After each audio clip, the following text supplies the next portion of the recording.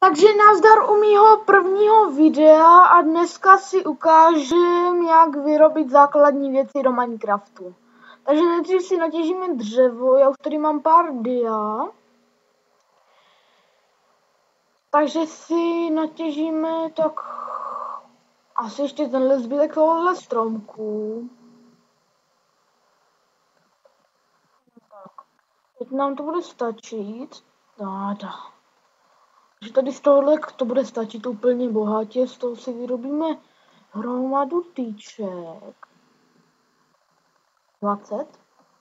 Takže takhle se vyrábí krompáč,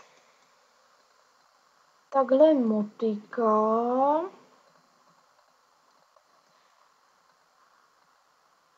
takhle lopata, tyčky, takhle sekírka a takhle meč.